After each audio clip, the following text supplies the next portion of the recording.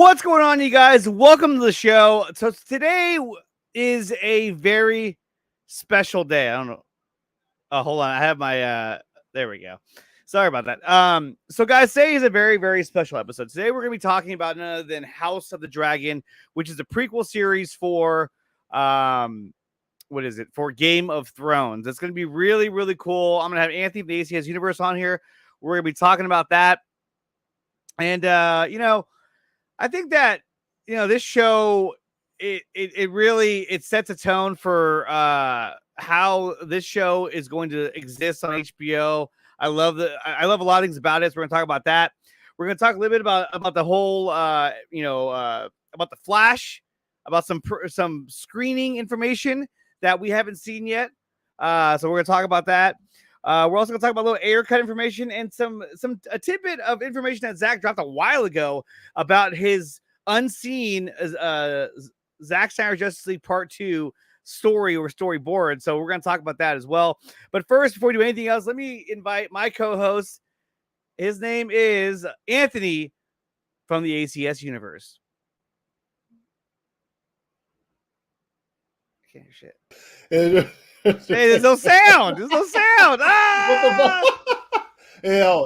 Appreciate you inviting me. No, yeah, you good. I don't know what there's no sound. What the fuck? I downloaded that for no fucking reason.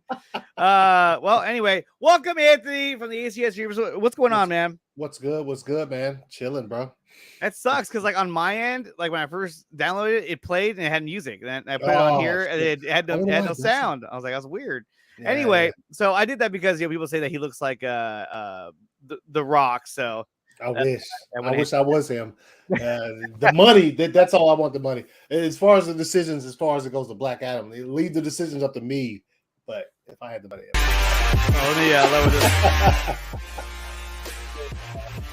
let me see. Can I start it over again? No, it just goes. I gotta do this first. That's why. Okay, so I'm even gonna be blasting the Game of Thrones music in the background, of course, a remix, because I don't want to get taken down with copyright. Yeah. Okay, so let's talk about House of the Dragon. Now, what I'm going to do is I'm going to make a little banner here that's going to have some about spoilers, okay? In fact, you know what I'll do? I'm going to do House of the Dragon spoilers, just so everybody knows what the fuck we're talking about. And then we're going to talk about it, because this was such a good show, and it premiered last night. Let's see, Dragon spoilers. Raya, I accept that nomination, Raya.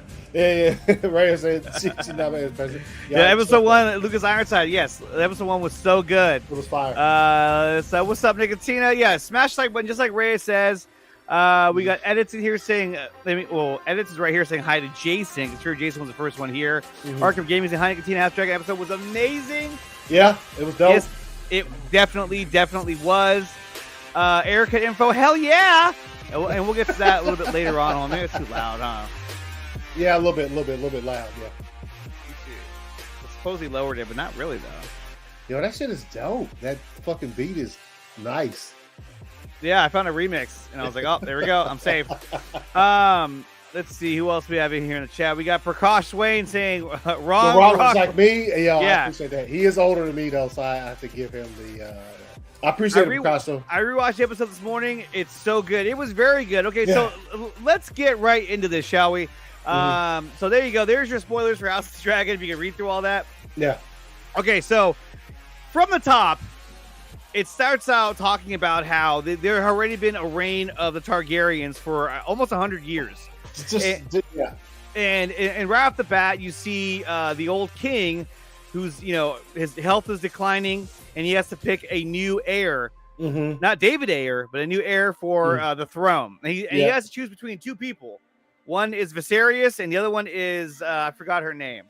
It's Rhaenyra. I think Rhaenyra, because I know Rhaenyra is the daughter, but I think her name's Rhaenyra. I have to. It's look if you caught our post show last night. I couldn't remember anybody's names. I was just like, the only name I couldn't It's not remember. like the names are like Jack and Sally. I mean, these are like complex names for us. No, I'm like, what the hell? They all start with R and they end weirdly. So it's Rhaenyra.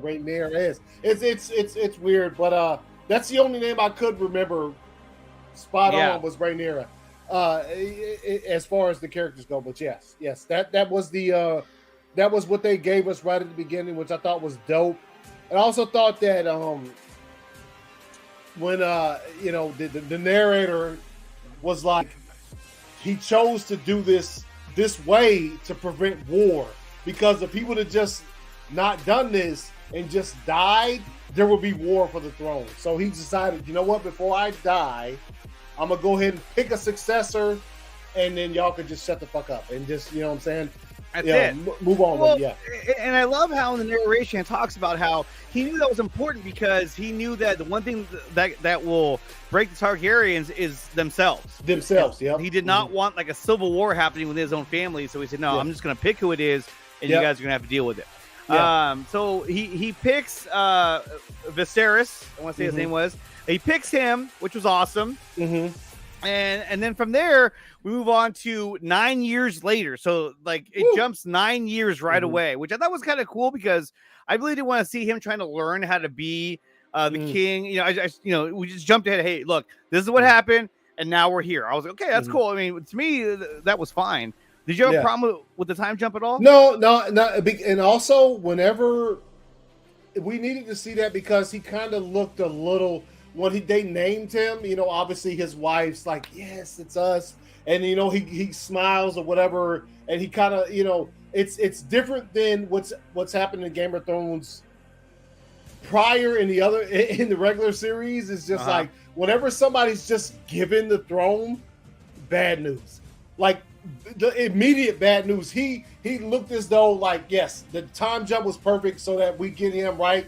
Like, and it was fire too, because we got that time jump. And then when he talks to his wife, that she's taking, I'm guessing that's sort of like a milk bath or whatever. And she's like, and she starts talking about the children they've lost thus far in this journey to get a male. Yeah, it wasn't just like, it wasn't, clear sailings. I mean, she's gone through some shit. Yes, 5 kids. Five. She had a couple of. She had 2 stillborns, and then she had. Then she lost 2 or 3 of them. I was like, damn, this is harsh, Yeah, and it was, and I'm sure we'll get into that once we get to that certain point. But I kind of was happy for her that she didn't have to fucking suffer anymore, because that shit was fucked. Dude, you know what I'm saying? Having to keep doing that just to try to have a male. I was just like, damn. And then like she was like.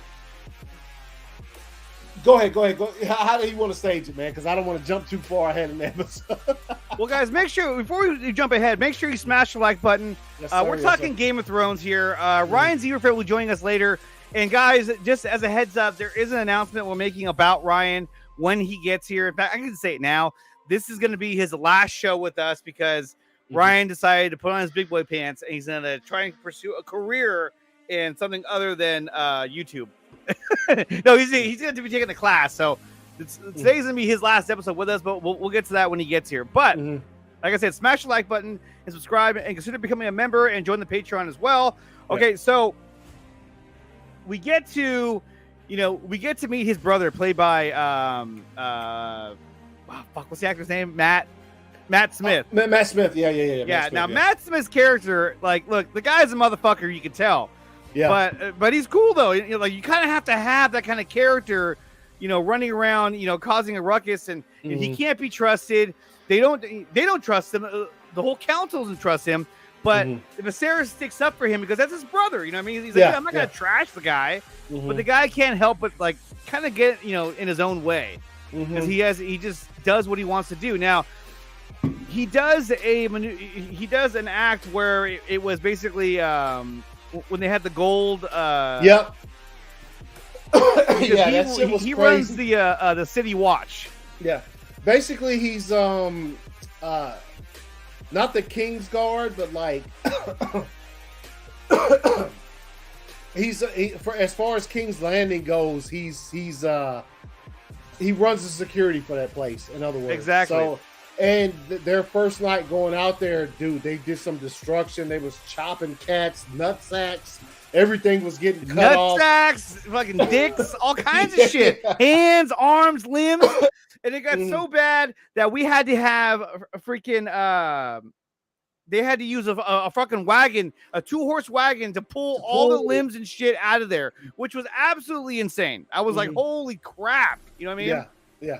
Yeah, and also the hand, the king's hand is dope. I love the actor Bryce Atkins, but obviously he was in the Amazing Spider-Man. He played Lizard and shit. That's the same actor. So, but he was great in it too. And look, man, we'll talk about it, I'm sure, once we get towards the end. A lot of the characters, like, it's just like the original Game of Thrones, bro. Who's up to what? Like, who's got this? You know what I'm saying? Like, who's got ulterior motives? And exactly. And look, some of the stuff he did in this episode where he was told his daughter, you might want to wear your mother's dress. I was like, whoa. What do you mean? Dude, okay, so before we get to that was nuts. Okay, that was like, holy shit, dude. What are you asking her to do? Yeah, exactly. And did she actually do it? We don't know. See, we don't, because she came in there and obviously he had the 5. Let me get that model real quick that you had of the 7 kingdoms with all the, you saw Dragonstone in there, and that little model that he was working on put together. Yeah, that was awesome. Yeah, that shit was fire. And then she came in, obviously, and she brought the book and she told him she'd read some stuff. And then I thought what she said to him was absolutely fire, because obviously she lost her mom. And then let's see, Rhea said that part was fire. I really enjoyed the yeah, dude, the costumes are always great on Game of Thrones, man. They're fire. But when she came in there, she said, nobody ever asked me how I felt about losing my mom. She said they all gave her those riddles and things of that nature. So that shit was dope. Hey, guys, dude, we have 130 people watching right now. You guys, smash that like button and subscribe to the channel. Yeah. Dude, I'm telling you, Game of Thrones is where it's at, man. Game of Thrones is where it's at. It felt so good to have. And you know what? Meg said this the other day. It feels so good to have a Game of Thrones Sunday. Yes, dude. I was like, oh, it's been a couple years, man. My life, man. Yo, Game of Thrones Sundays, I'm gonna tell you, man. Because in most cases with Game of Thrones, it didn't fall where this one fell, which is another love of ours that we both have, which is football. So that shit falls right into the season. And so I'm like, oh, it's gonna be a lot of, back and forths and trying to watch this series or whatever. But it just fell at a certain spot, and but like when I saw that tweet that she put out, and I was just like the same feeling, like, man, when you used to wake up on Sundays, you didn't have to work. The only thing you had to look forward to was that 9 p.m. hitting and that new episode hitting, and it was time, dude. And the discussions that we had after that, yeah. But and like she said, everyone's watching. Smash the like button and subscribe to the channel, guys. Like lately, the channel has been taking off. I freaking love it. You guys are freaking awesome. But yes, when we get here's the thing too. So going back to the story, after he chops off Dick's arms, legs, all kinds of shit. They have a meeting and they talk about it, and they go, "Hey, man, like, what's your deal?" Yeah. And still, he defends him. He defends his brother. Yeah. Viserys defends his brother. Daemon. He says Daemon. His brother's Daemon. This name's Daemon. Yeah, Daemon. That's right. Daemon. Yeah. He defends Daemon, and he says, "Look, they should be something. The Town Watch should be something that they fear. And so he softly defends him, like, hey, you know what? Like, let's not jump to conclusions here on what he's doing." And so I thought that was really cool that he still defended him, because it's family. You guys stick up for family. Yeah, it's all about family. and but as we've seen, actually, you should say that. Go ahead, say it. What? It's all about family. It's all about family. No, but as we've seen with Game of Thrones, family and everything. Ryan's last show, no likes. Guys, smash the like button, you guys. Smash the or maybe he's saying he does not like it. Yeah. But so going back to what King Sphincter says, he was talking about how the costumes are great. Yeah, I thought the costumes, the special effects, the lighting, everything about it was done so well, and it was awesome. Like nothing, like they spared no expense, and they made sure that this show was gonna kick fucking ass, and it did. And I was so happy to see that they put. This is what it looks like when you put all your cards on the table. Hey, we're gonna make sure that this show fucking stands out amongst the rest. You know what I mean? Like this is the man among men. So and they did that because one of the things I was worried about was that is this show gonna come out and it's going to have a lesser feel to it, like a like, oh, Game of Thrones is one thing. This is like that, but it kind of lacks in the special effects, or it lacks in the acting, and I felt like it did not lack in any one of those departments. No, it delivered 100%. No, it as far as, and I said it last night, it had the same. For those of you who don't know, I came into Game of Thrones just a tad bit late. Somebody introduced it to me between seasons 2 and 3. Watched the first 2 seasons, got hooked on it, and the rest is history, obviously.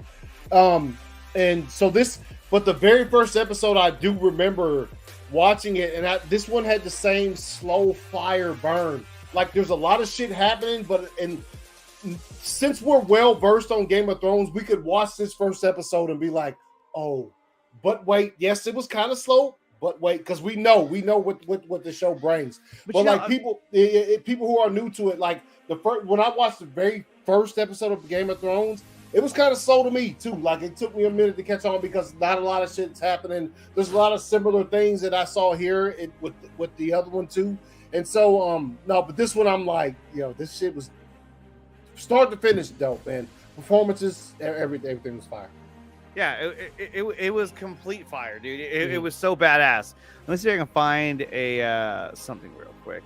But I mean, then you get to the tournament, which they had been talking about the entire show. Like, oh yeah, the tournament. And so we get to that tournament, and then we get to see what is it called, the jousting.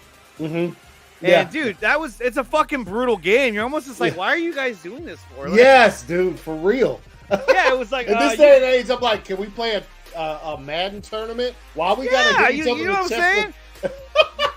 Like, dudes were getting their fucking heads smashed in and shit. I was like, medieval games were ridiculous, dude. Medieval games are, but it's fire to see it in that context where like that's like a big part, and obviously the champions coming up and asking for the princesses and queens to give them their love and shit like that. That shit's all dope, man. I love. Yeah, you know what? That was really cool that they really emphasized that element, and that you could do that, and I thought that was really cool. Yeah, and also when you're talking about the tournaments, I was Daemon. I was like, he's clapping. Did he got clapped on?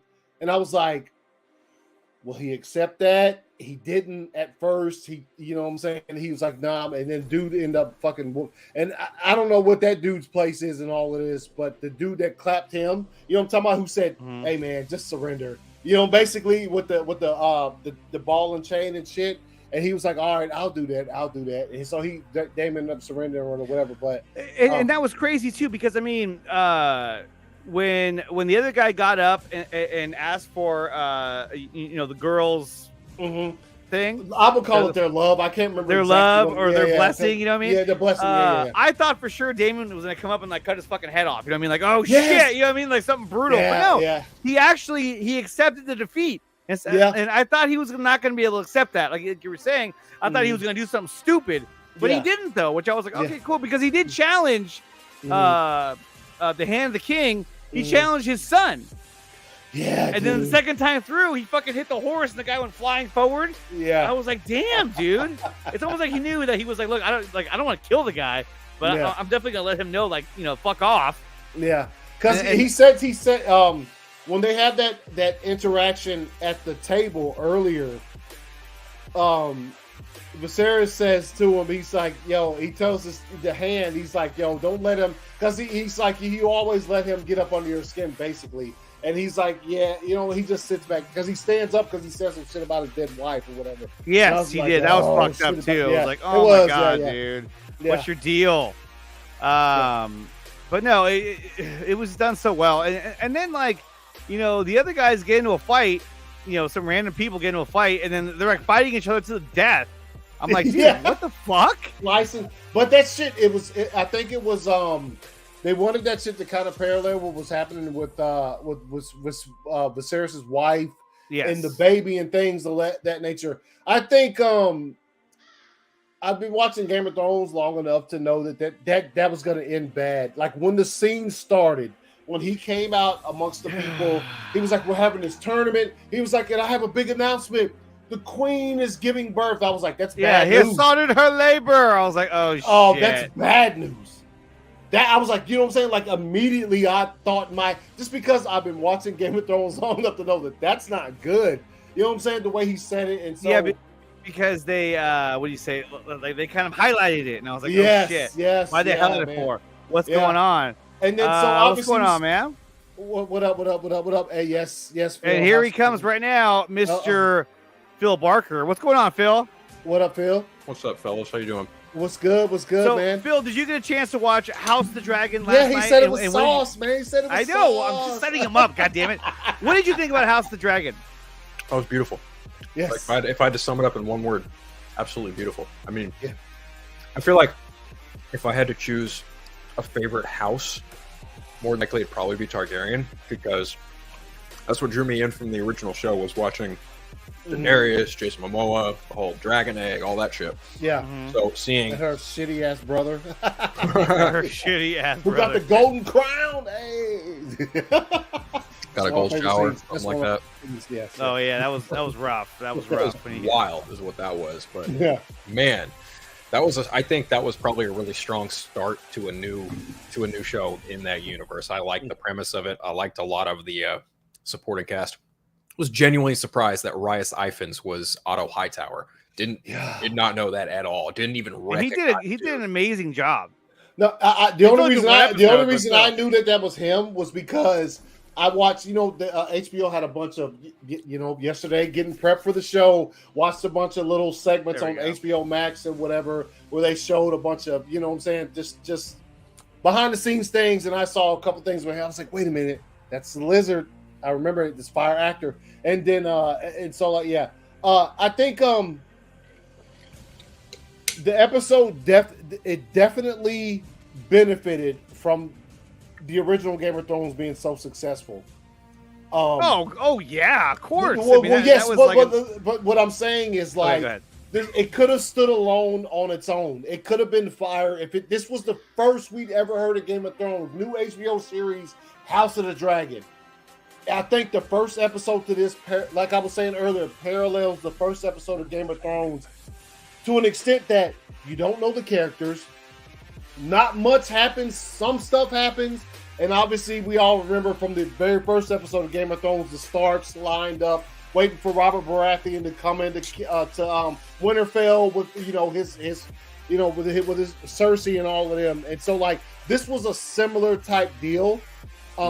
They did have the benefit that we know what Game of Thrones is and we know what to look forward to and things of that nature. I thought it was absolutely incredible, man. And they show, I don't know how you guys watched it, but on HBO Max, they had a little 3-minute thing that they played before the show started.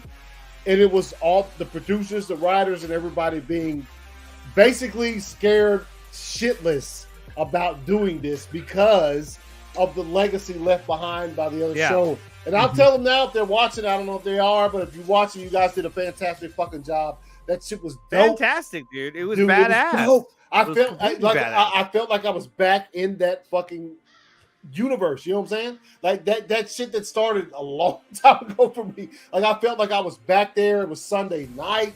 Game of Thrones was on. I was losing my mind about shit that was happening. I was watching it. It was great. It was great, man. Yeah, it was. I would say that it was one of the other times that. Hold on, my wife's trying to get a hold of me. Yes. I like how they weaved in the original Game of Thrones theme throughout. Yes. Yes. That was dope. Yeah. Please call me SK says I'm hooked already. Yes, and that was the thing too, is that the show had an established fan base at this time. Yes, it definitely did. But at the same time, though, I think that it serves as a standalone because there's a lot of people that I saw on social media who had never seen the original Game of Thrones, but they watched last night and they were like, "Yeah, I love it," And that's Rhea. She's never watched the original, so she came into that shit fresh yesterday, and she loves it. Wow. Yeah. Rhea's yeah. I remember her, she was on the show last night. She said she'd never watched the original stuff, so that's fire, dude. That's fire, and she's in a good place to where whatever point she feels like she wants to go back and start watching. Because I don't know what they're. I mean, obviously, probably off the viewings on the first episode alone, this show's getting some more seasons. Let's not make a mistake. Right. It's coming back. So keep talking about. I'll be right back. I gotta let my kids in here real quick. Hold on. Okay, go ahead. But no, the show's absolutely incredible. And let's see. And for anyone that thought it was a little slow, if you have something interesting about it. No, yes, I think that's what they do, man. That's how you start off a new series. You can't just go into it running like that. And that's the original Game of Thrones. The first episode was the exact same way. You saw everybody get their dire wolves, and you had Eddard with the fire line, like he who imposes the sentence must carry out that shit. All of that fire shit from that first episode. And there was some fire shit in this first episode too that I could see having some long-standing effects down the line. And obviously, you see the bottom line. We're talking spoilers and that shit, man. Phil, when he told his daughter, he brought her closer, and he said, they called it a song of ice and fire. What'd you think, dude?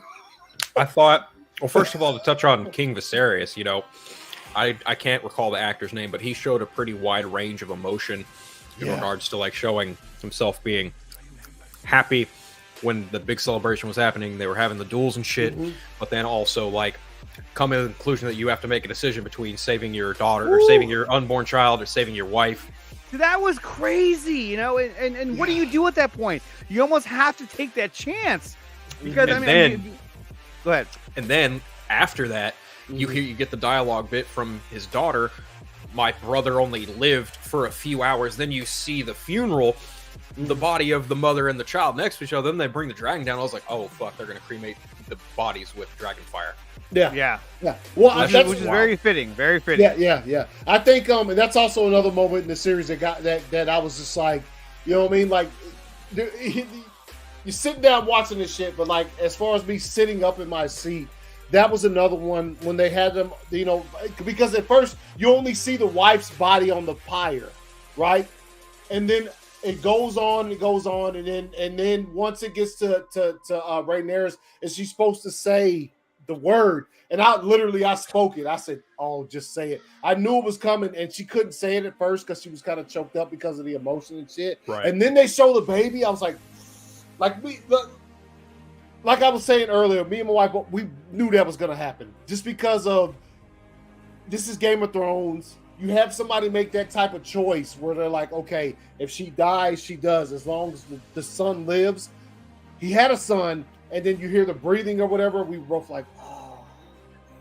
This is signature Game of Thrones. Let me put you through 7,000 degrees of emotion in an episode, and then here we go. In a 5-minute time span. Yes, yes. And then once she says, and she has her way of saying Dracarys, that shit was dope. And the dragon came down, and to get to your point in regards to like how I'm getting, that's exactly what I was thinking. Like, you get to the point in the episode where King Viserys tells Rhaenyra, is it Rhaenyra or Rhaenyra? Rhaenyra. He tells Rhaenyra, like he's essentially telling her, like, I'm going to make you the heir. To hell with my brother because he's a fucking fool. Yeah. He takes that choice into consideration because he was essentially kind of gifted the role of king without really wanting it, as opposed to the other I forget the name because it was I got to rewatch the episode again to get familiar with it. But it's it's another Targaryen, I think. I could be wrong about that, but I think essentially It's oh, definitely. Go ahead. No, it's his cousin. Yes. The other, I'm trying to find names. Yeah, that's one of the things we were talking last night. Is as always with Game of Thrones, it takes me like a few seasons before I get names down pat. Just because, and like Andre was saying earlier, the names aren't just John and Wesley. It's fucking Vigera. It's just crazy the names in Game of Thrones. So like it takes a minute to, to get them down pat. But the fact that Viserys was, he looked at the situation presented to him, right? Like he's 9 years into his kingship, and then he has to make a choice of who his heir is going to be now that he no longer has a wife. He no longer has a son to pass that heir on to. Instead of going for the obvious choice in which his council, all men, mind you, are like, your brother's right there, dude. Like, this has been the law of the land for 100 years. You may as well just like bite the bullet, give it to your brother. And he claps back like, why would I give it to him? We made him like head of the watch. We've seen what kind of hell that brought. We can't bring him to be the head of coin because that's just a bad idea too. Daemon will not be my heir. I'm not going to let that happen. So he makes the harder choice and accepts the fact that, you know, my daughter has been shunned by me and the rest of my family for, you know, 10, 11, 12 years. Maybe it's time I look at her a little differently and grow up a little bit and actually accept the fact that she is my kin. She is worthy of this throne, and it is going to be hell or high water if she is usurped from it. So I'm going to make damn sure that when she does take this throne, she understands the ramifications and the possible consequences that will come with it. Which is exactly why when he tells her of the Song of Ice and Fire, that was the most important thing, because he's kind of like, it's the best way to say it without sounding loony. He's basically like one of those people who anticipates the end, and he's basically anticipating the White Walkers coming, even though they don't show up for another 170 years. But the fact that he's preparing her for that says a lot about his character, because that prophecy is foretold to some extent, and they want to be prepared for it. And anyone who's going to take the Iron Throne has to be prepared for it. And it's funny because this first pilot, it is like a really awkward, weird parallel from the first episode of Game of Thrones, where you saw the future king get shoved out a window, right? You don't see who's the king. Like you don't see who the future king is, but you don't know it yet. But in in the first episode here, you are made well aware of who the future king is going to be. And I don't also in that first episode of Game of Thrones, they only did it, I think, 3 times in the entire 8 seasons of Game of Thrones. But the first episode was one that it didn't start with the intro. It started with a little precursor, which was White Walkers. You know what I'm talking about? And the fact that they brought up that whole prophecy, and oh my god, I was like, what the hell? I was like, this is amazing. That is a carried down from king to king secret is so fucking dope. And he was like, you have to keep the secret to yourself. Yes, you know what I mean? I was like, because panic, because people will fucking be either people won't believe you or they'll panic. That shit was so fucking dope, dude. I was like, man, yo, this is y'all are killing me. Let's see, I got some of my yo. This name is what? The name of the, and look, I will just call her a woman of the night that Daemon was with. That he was barely with because his performance issues. But when he was with her, she's apparently going to be in every. You noticed that, huh? You noticed that? Oh, yes. Performance issues. All he's like, oh, I'm done. Like, oh. Apparently, she's going to be in every episode this season, and her name is Mysaria. Mysaria. And she was fire, though. She was fire. No, yeah, but the fact that he let her touch the dragon at the end, you remember that? I was like, wait a minute. I asked my wife, is that the girl from the brothel? She said yes. I was like, yeah, that was her. Like that's a, you know what I'm saying? That's a curve thrown in there, seriously, because normally when it comes to those women that work at the brothels, they ain't bringing them back to the dragons and letting them, you know what I'm saying? He doesn't have to impress her because he's already prince. Yeah, so I don't know why he did that. Is she's gonna be his squeeze for the series or for this season? Who knows, man. But yeah. It was it's dope, man. And I think and look, I haven't read the books, never read the books, so I can't tell you how much this connects. I do know that the little subtle connections they made between this and what we all have already seen is absolutely incredible. And and like what Phil was saying earlier, the fact that during the tournament and during her birth, they were kind of mirroring what was happening, and when things started to go down, and they literally had to go in and cut the baby out of her. which was like, oh god, it was, and it's a C-section, but in that time, motherfuckers were dying from like diarrhea. There's no painkillers, there's no numbing medication. I mean, they just straight played the belly, dude. I was just like, oh my god. I was like, God. And also, right before that scene happened, I did appreciate hearing it one more time. It was like, we gave her all milk of the poppy we can give her and not harm the baby. You know what I'm saying? I was like, oh, milk of the poppy. There it is. No, that scene, dude.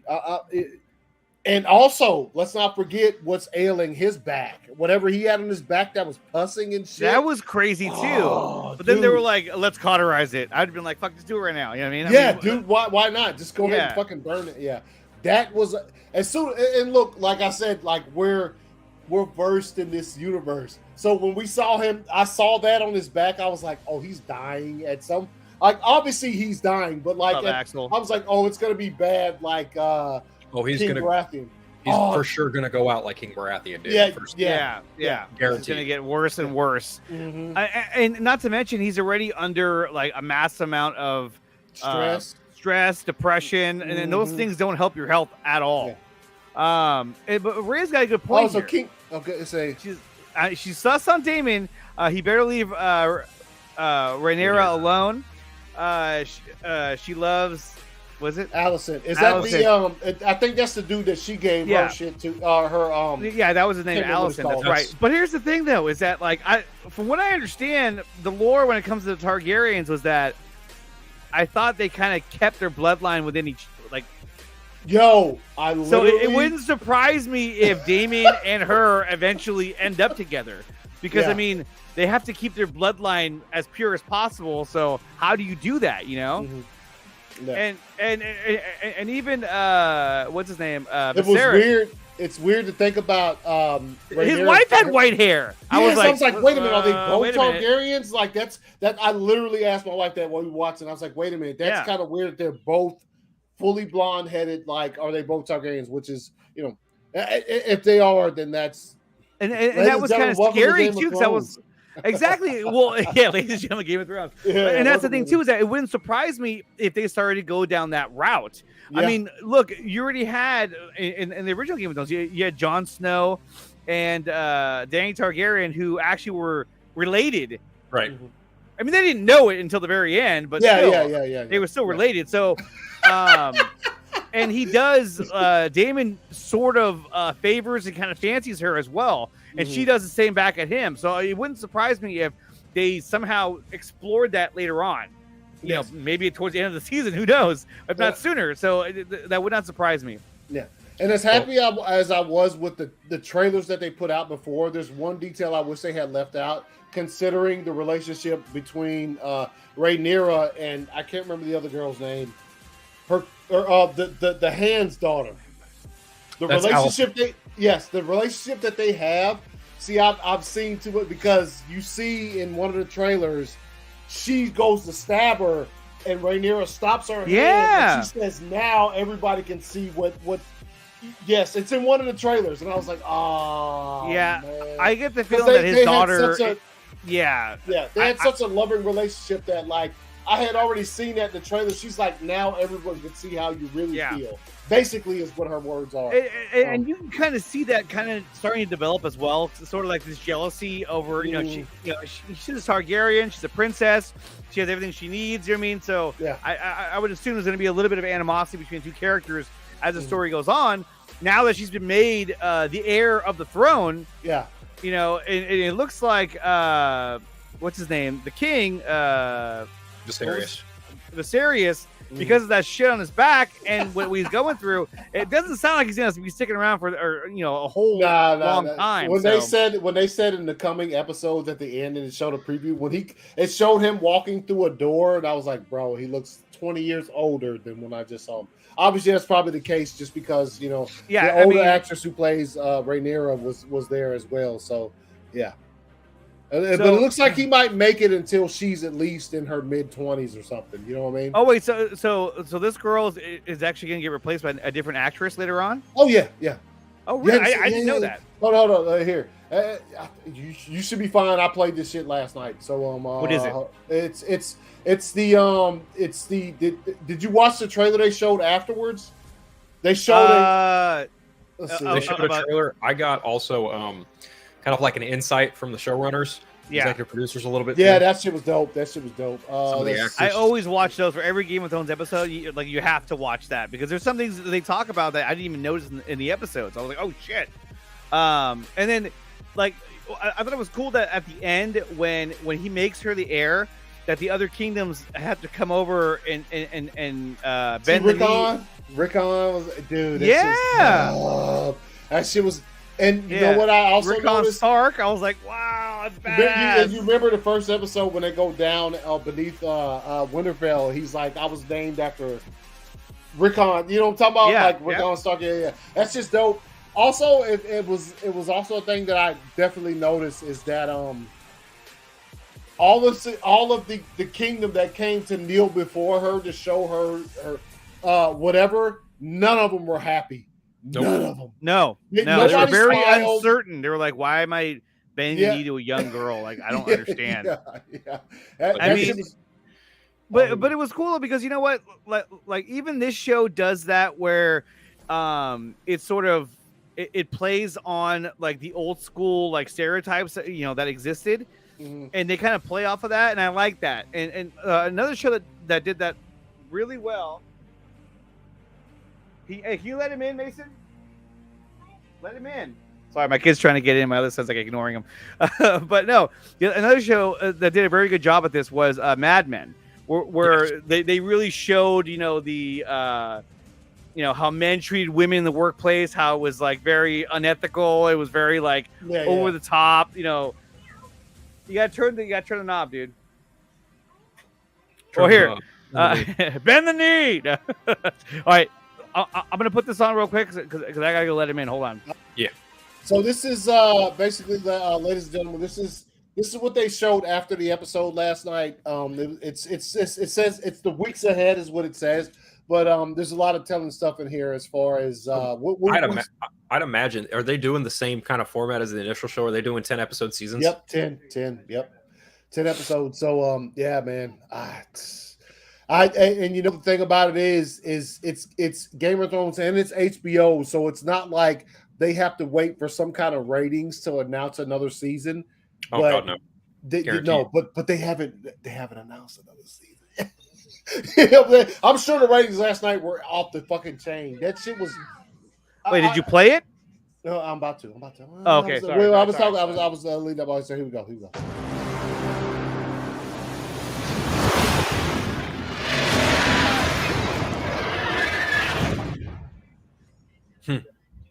From my blood come the prince that was promised. The prince that was promised. And his will be the song of ice and fire. Yeah. The burden of this knowledge. It is larger than the throne. It is larger than you. See, that's her when she's older. The king chose Rhaenyra. The realm will not accept her. Men will sooner put the realm to the torch than see a woman ascend the Iron Throne. I will be queen of the 7 kingdoms. May do as you wish. Oh wow, yeah, there is a bit of a time jump, isn't there? Yeah, there is. Yep. That's a different actress altogether. Yeah, for both of them. Wow. I did not expect that. The people remember the ancient strength of House Targaryen.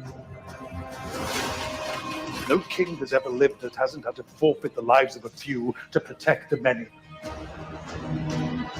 You are no conqueror. You are a plague. Our houses are bound by a common cause. Perhaps. But there will be blood.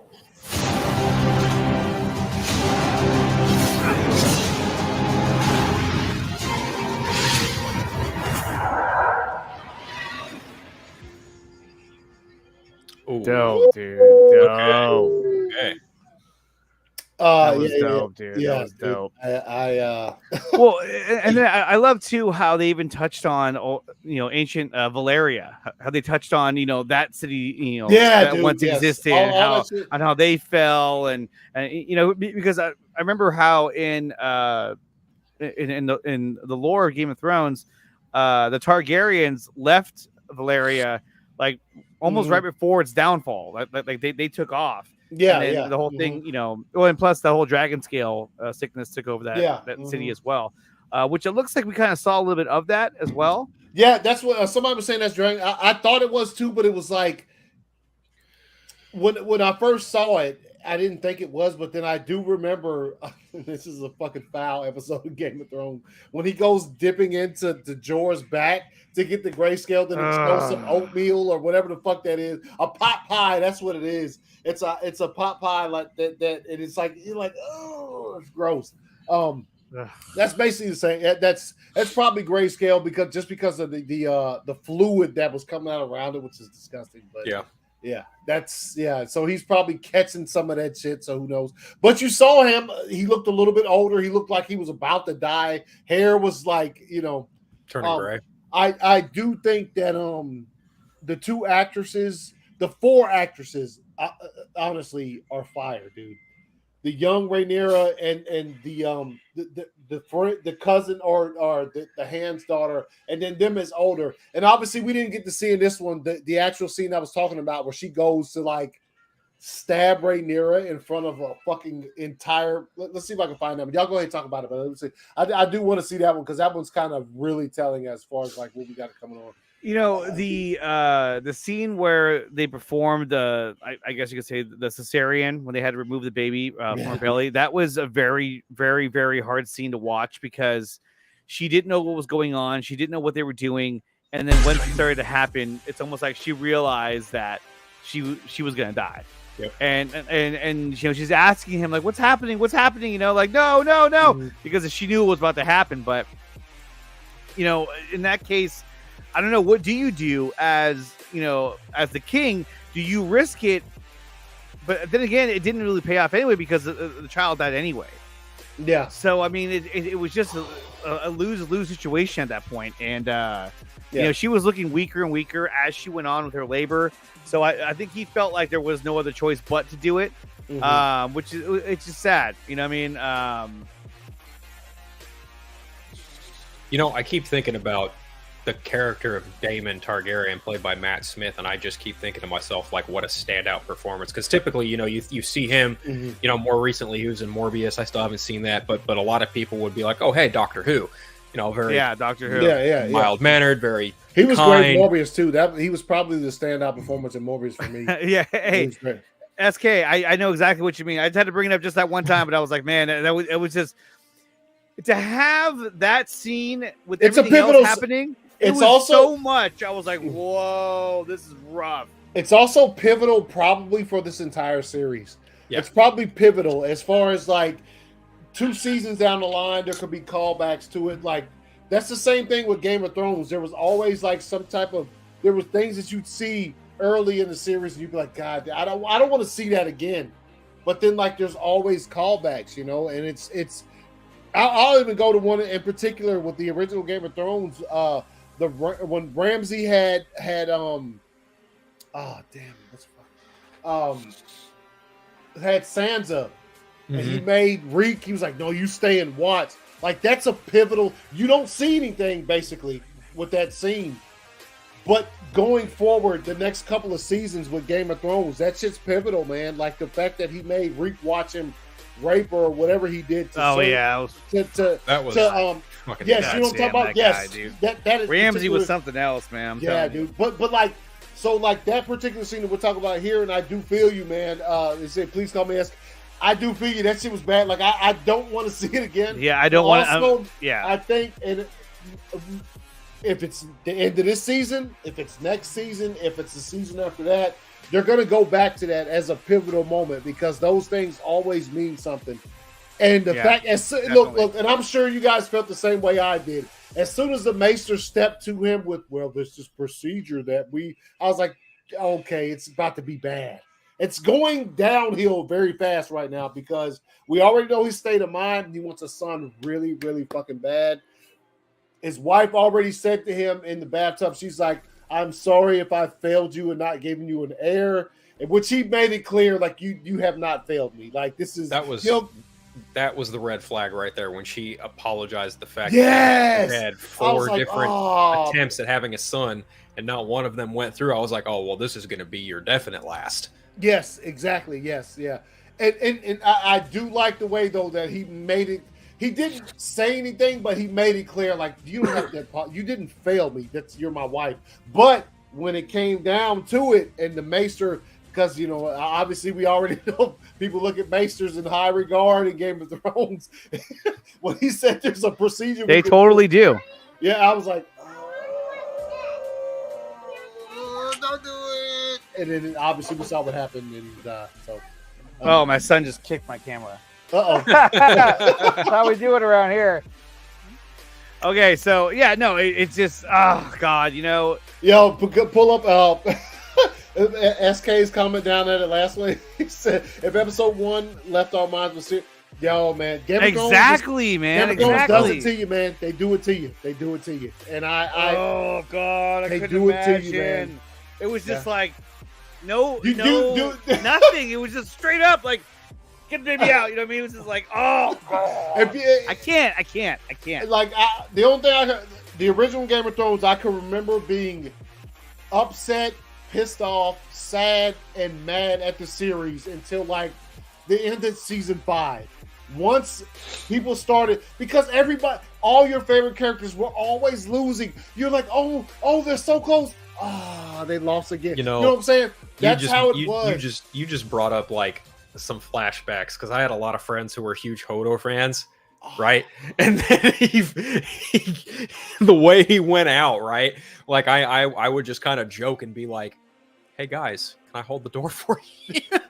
Can I hold the door for you? And then be like, "You're a dick." Like, hey, I remember going to work that Monday and just even speaking of it, and there was like 3 people who was like, it's too soon, man. Like, seriously, like, it's too soon. I was like, yo, it is soon, but like, I just want to talk about it with people. But yeah. You know, Game of Thrones does that though. Like, they have these episodes that just stand out amongst the others that are just so traumatic. You know, like the Red Wedding. Obviously, that was like the first one where it was like, I remember when it happened. We were like, holy crap! That's some of the best TV I've ever seen in my life. The Red Wedding is. It's just obviously it was in the books. I don't. Like I said, I know, but to see it though, to see it was so like, fucking just like it was amazing. Like at the end when their mom gets her throat slit, you're just like, oh God, like damn. Yo, I'll tell you this. You know when you watch ESPN on Monday morning and they're like, holy shit, I still haven't gotten over Game of Thrones last night. Game of Thrones is real. When you hear people on ESPN talking about it's fine. Okay, Ray has a comment here. She says, it's an important reminder how bodily autonomy or anatomy is still something that is taken from women constantly. Even Rhaenyra was forced by her father to take on the responsibility for uniting the kingdom. Yeah. That's dude, when they hand the king, when he told his daughter, maybe you should wear one of your mother's dresses, I was like, oh God, what are you doing? What are you doing? Like, that was why did he do that? Was that? one I was like, wait a minute, because I remember me and my wife we were talking about something, and I was like, wait a minute, hold on, what did he just say? And I remember she came in there talking to her, you know, and whatever. And then when he said that, maybe you should wear one of your mom's dresses, I was like, oh man. Yeah, I got a pretty ugly feeling after hearing that. I was like, what are you trying to do? Is that like job security right there? Like, he's just like, hey, go in there and worst if you gotta do it, ever. then do it. But the question is, did that actually happen? We don't know because the scene ended beforehand. I do remember telling Andre before we got on, I was talking about how fire that his models were. Give me all those though. Oh yeah. He had like King's Landing, plus he had like Dragonstone in there. Like, those models were dope. It was badass. I was like, wow, this is really Which cool. is probably what they have, you know, in Game of Thrones as far as the kingdom shit. But no, I mean, like just to go back to the whole Game of Thrones, isms, if you want to put it that way. The fact that, he told her to wear her mother's dress, things like that, that you only see in a show like Game of Thrones. You're just like, oh God, why are you doing this? Don't do that. Damn it. Oh man. Yeah. And you don't even know if it actually happened or not because the scene ended. You're just like, okay, so did it happen? I don't know. The same as with the baby. I didn't realize the baby was dead until until they were cremating them. You heard the breathing. You heard the breathing and stuff. And I know, and I heard the breathing, and I was kind of like, "Hey, dude, kind of." But they have no way of. They don't have any suction or anything to, Yeah. Just no, yeah. It's just so brutal. You're just like, wow. And something we touched on earlier, Phil, was that the oh, what's up, Meg? Let's go. We got Meg in the house. What's going down? Smash a like button for Meg. It's hilarious. And subscribe to her channel as well. But no, the fuck, what was I even talking about? Wonder Meg, also a huge fan of Game of Thrones. Huge fan of Game of Thrones, and they have a post show on Sunday, which they aired last night. That's yes, right. And but no, overall though, I thought the show, the first episode was amazing. I thought it hit on all fronts, and it did a great job. Phil, do you have any last comments that you want to talk about when it comes to Game of Thrones before we move on? I feel like Daemon Targaryen is going to be a player to pay attention to, because I mean, definitely. The title is House of Dragons, right? But this is from Game of Thrones. The Iron Throne will obviously come into play, and it is now going to be. I feel like this series is very well going to be like what is going to be the power grab of House Targaryen in order who gets the Iron Throne. It's going to be less about the other houses, more so about House Targaryen and who really fights and how they battle for the throne. And honestly, it very well could. This first couple seasons is probably going to be about Rhaenyra's ascension to the throne. Yeah, that's just my take on it. Oh, definitely. I'd ask Anthony, but he just stepped away for a minute. So, but guys, if you haven't done so yet, check out House the Dragon over on HBO Max. It's a badass episode. You don't even have to watch the original series to watch this, which is what I told Ryan, but he still didn't watch it anyway. So that doesn't shock me. It doesn't shock me at all. But it is what it is. And so for that, we are going to move on to our next topic. So let's go ahead and change back to the regular show. There we go. And let's introduce another member to the panel for the last time for a while, Mr. Ryan Zieberfett. What's up, man? What's up? So, Ryan, tell everybody about why you are leaving the show, hopefully temporarily. The show's just gone downhill, and good. I can't. No, I'm going. I'm taking some courses, and so I just want to be available during this time slot. So, no shit. Yep. Good luck with you. Good luck. Thanks. Yeah. So Ryan has decided that he's going back to school. He wants to be an art muse.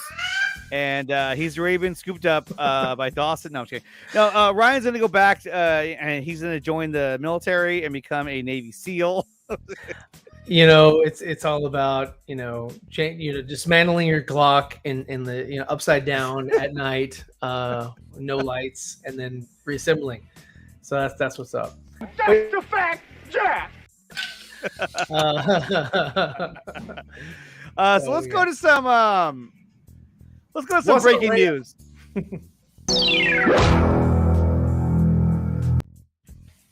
Oh, and it's about Game of Thrones. Oh, this is great. House of Dragon premiere crashed the HBO Max app.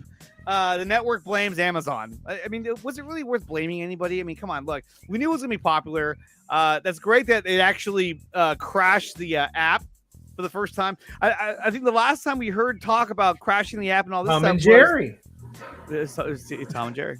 No, it was for Zack Snyder's Justice League. It was the last time that we heard this type of activity coming from the HBO Max app. And that should say something. I would think that if you're David Zaslav and you're the execs, get their shit. we need to get more service. They need more redundancy. When was the last time the app crashed? Oh, right, when Zack Snyder's Justice League came out. That's what I'm saying. So you would think that Oh God, I'm looking at this picture of me. Oh my God. What? Okay, no, the penguin image. I saw it. Yeah, it's pretty Oh good. God, Man, it's Let me accurate see. as shit. No, it's not accurate as shit. What is it? What? There it is. That's so fucked up. That's fucked up. Joe doesn't look like Danny DeVito. That's not right. Wow. It'd be more accurate if it was me, because I had a big nose. He's like, you don't think you'll win, do you? You don't think you'll win, do you? Change. Gotta fly. Time to fly. I saw her first. Oh, I know, I'll right? teach you my French flipper trick. Okay, so Anthony, we're talking about this, how House of the Dragon crashed the HBO Max app, and the last time we heard of any movie show doing this was what? It was Zack Snyder's Justice League, man. Exactly. That's You know what it was? It was this. The Snyder Cut. It was. Snyder's Justice League. And so I'm hoping that people at one of those Discovery will see that and go, hey, wait a minute. This is the same reaction or similar reaction we got for Zack Snyder's Justice. Oh, shit. You know what I mean? Like, what did these guys add dragons to Zack Snyder's Justice League? Add dragons. The servers. No, add more dark side, and then they'll be like, oh, that's the equivalent of dragons. Furies, you'll get you it to crash. Yeah. Yeah, add the Furies, exactly. Which actually is something I want to talk about. So there was some information that apparently went out a while ago that I either saw and forgot or never saw at all, which I was like, what? How'd that happen? Where is it at? Yeah, we scooped this last year. Last year. My receipts. My whole channel is a receipt. Okay, let's not get carried away here. Okay. What? Okay, so this happened a while ago because I remember seeing this clip from this podcast, but I don't remember seeing this. And I heard Truth 31. I heard him talking about it, and then he posted it, and I was like, oh, that's where he got this from. So let's take a look at that real quick. Let me go ahead and bring that up right here. Look at those two lovely couple, and here we go.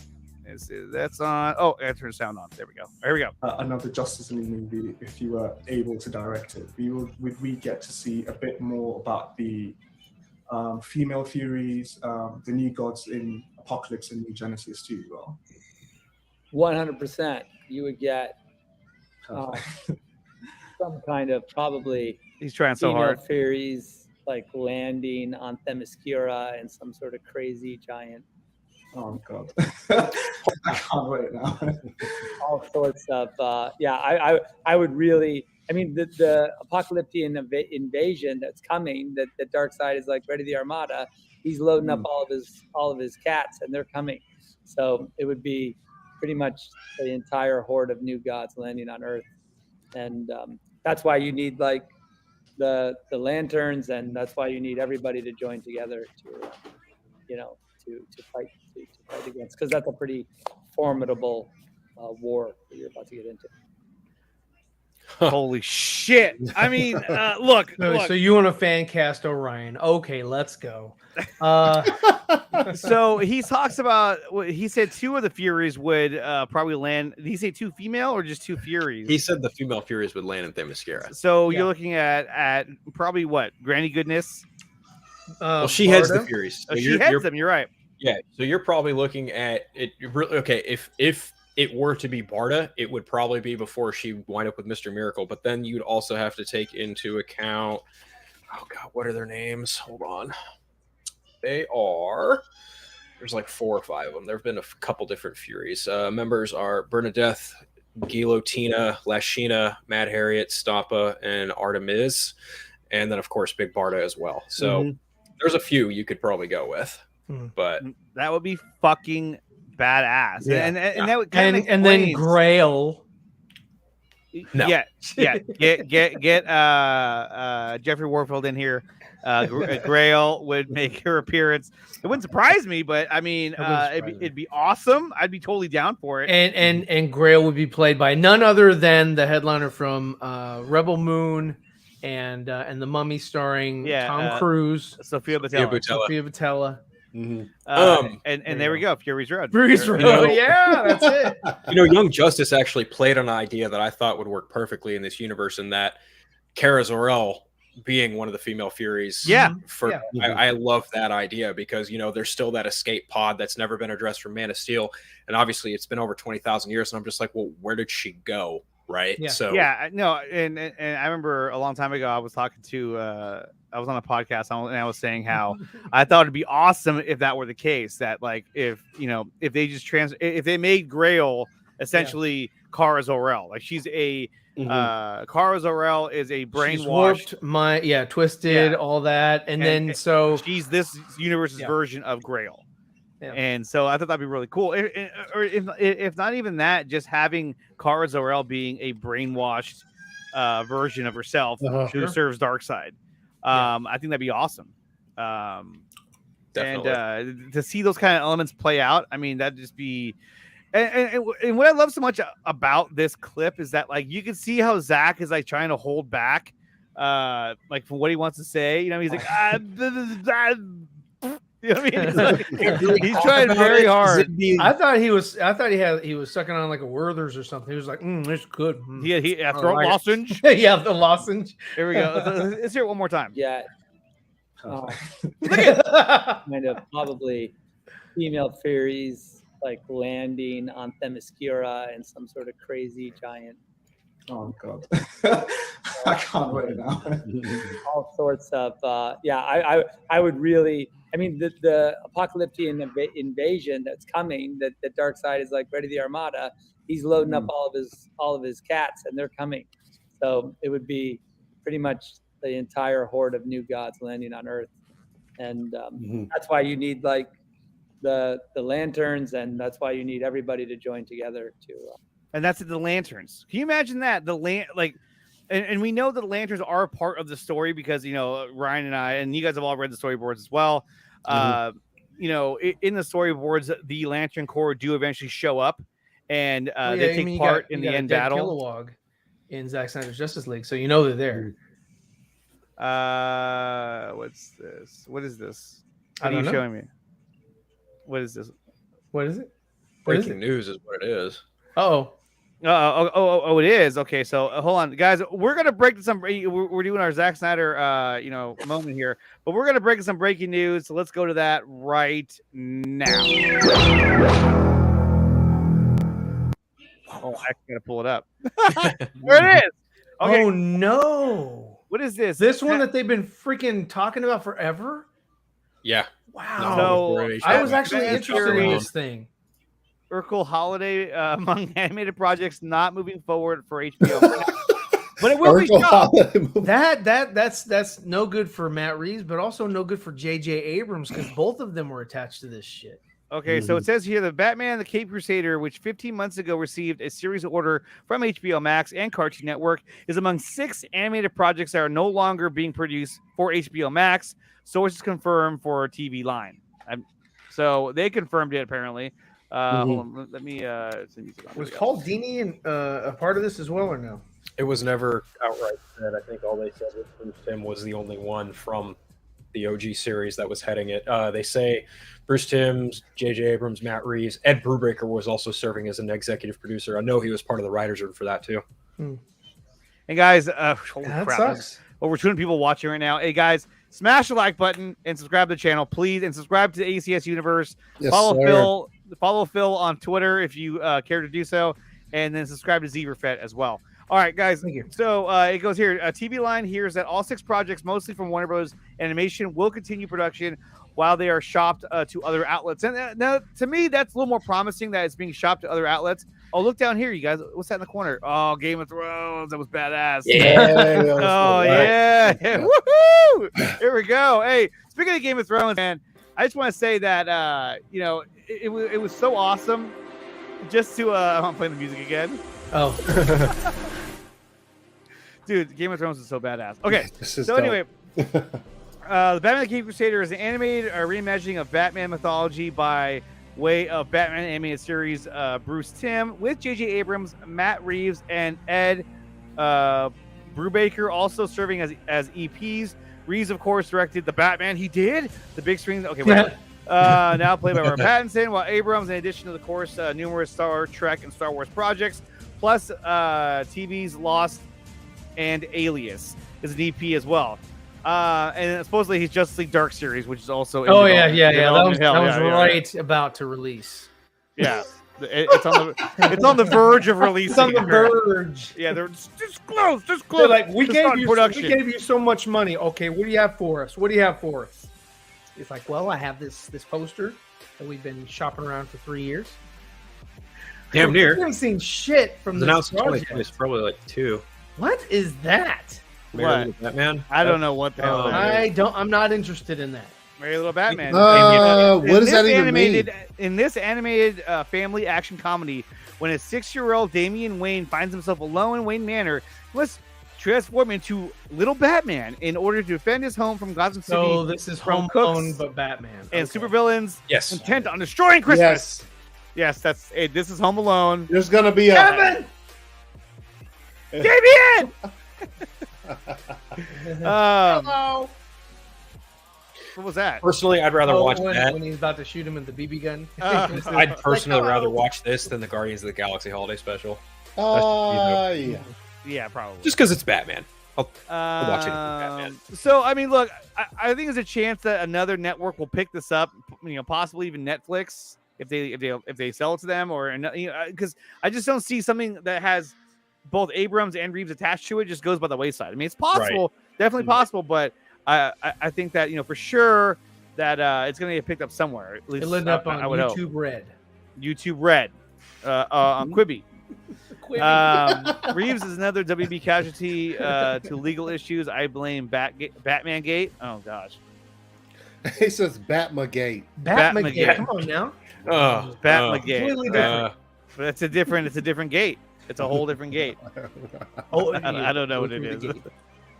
Batman Gate. Home Alone. We covered Batman Gate in the previous episode and last week's stream, but I don't think Batman Gate is a real thing. I think that's more of like bullshit.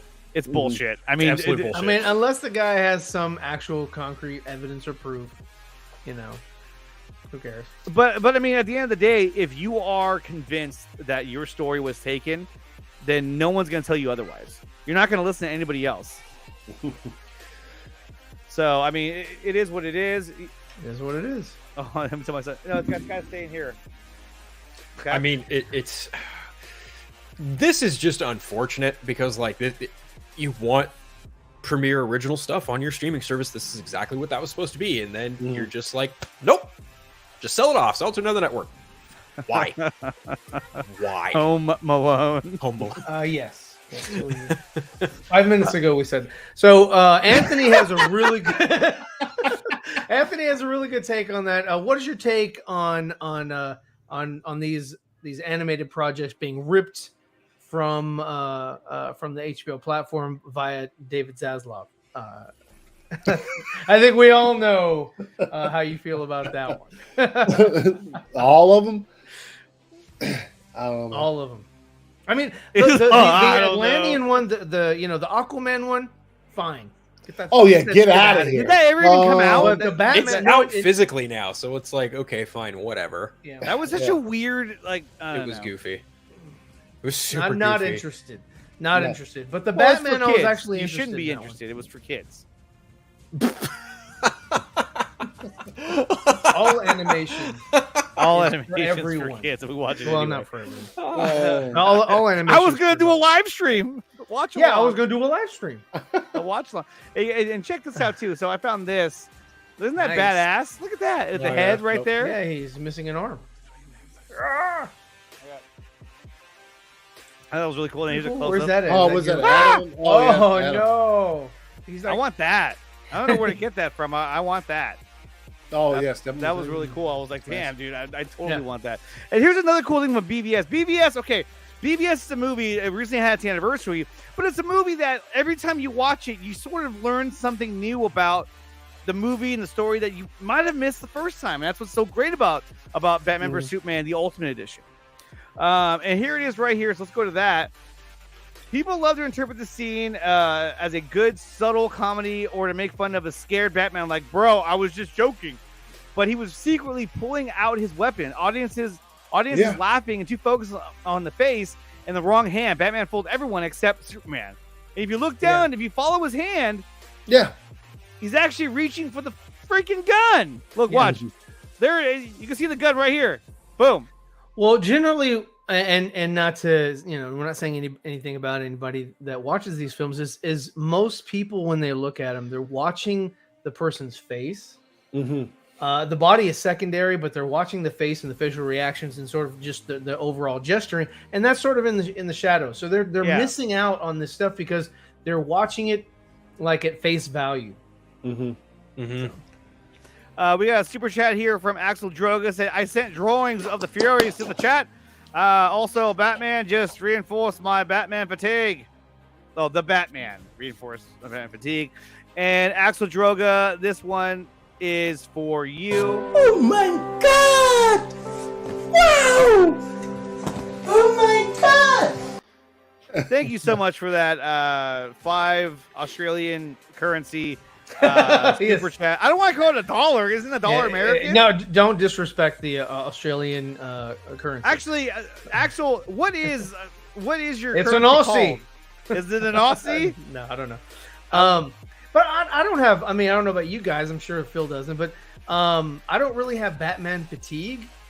I just wasn't. I'm just not over the moon over the Batman. I think that if Ben Affleck came back and it is sort of action packed, Batman, film, I'd be all for. I don't have any Batman. But see, fatigue. I'm down. Let's go. But here's my question about that: if they said, okay, we want a Ben Affleck Batman movie in theaters in 2 years, right? Yeah. Whatever. I'd be like, fuck yeah, let's go, let's go. And it wouldn't I'll drive to the studio every day. I'll drive to the studio every day if I have to. Kept going on with the Pattinson thing, like make another one of those movies, in tandem with Ben Affleck's Batman.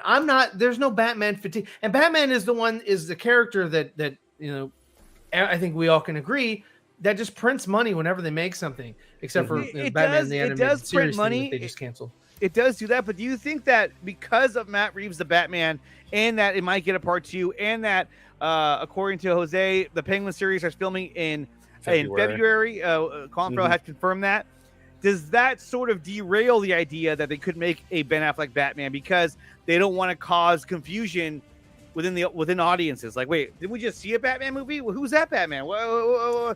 I think his Batman would be more heavily connected to other characters in the universe, whereas with Matt Reeves' Batman, universe, it's solely Gothamites.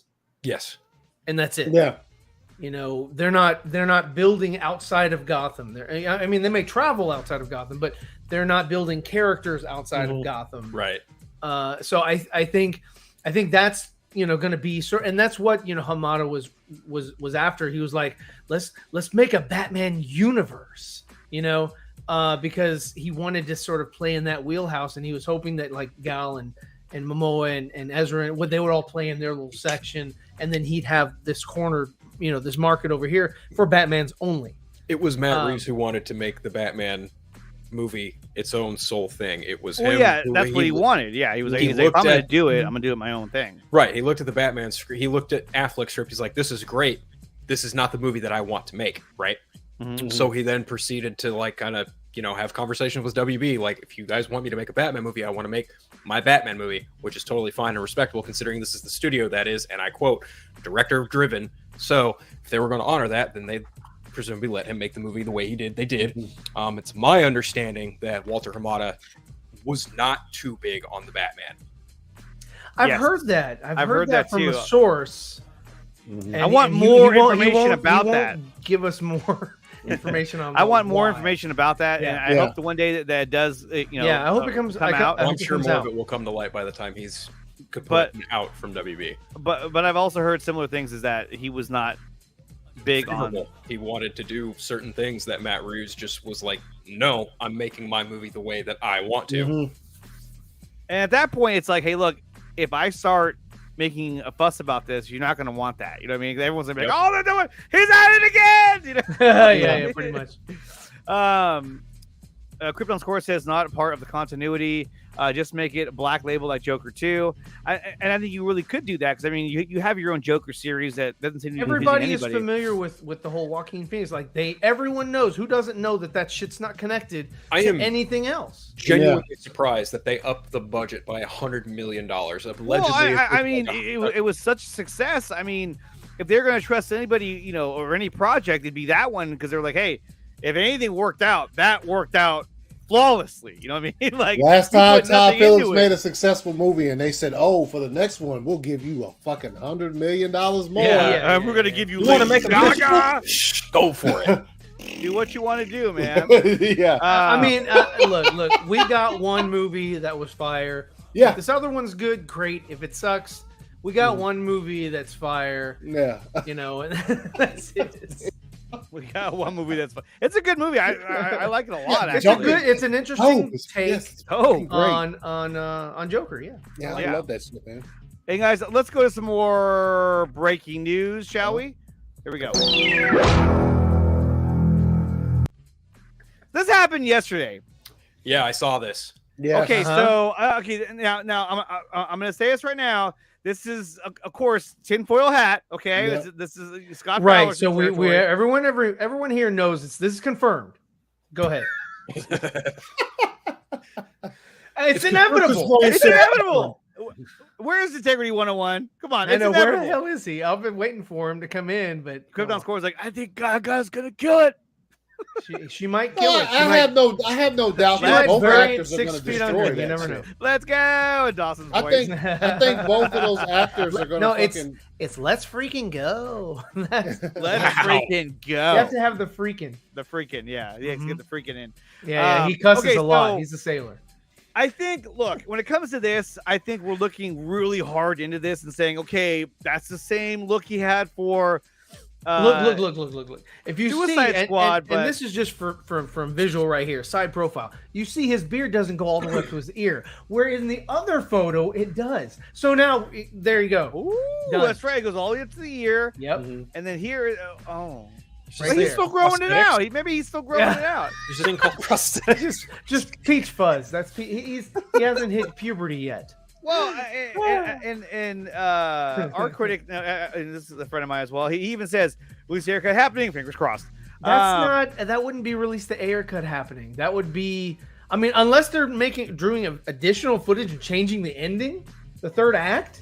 That's the only way would be a lot. Droga, come on now. Will Smith playing Professor X. Guys, he's obviously coming back for a King Richard sequel. I mean, hey, Ronnie's on the wall. No, but I mean, when I saw it, I was like, holy shit, are we serious? But this could be for anything. This could be for any movie. I think Anthony's right, though. This is going to be a sequel to After Earth.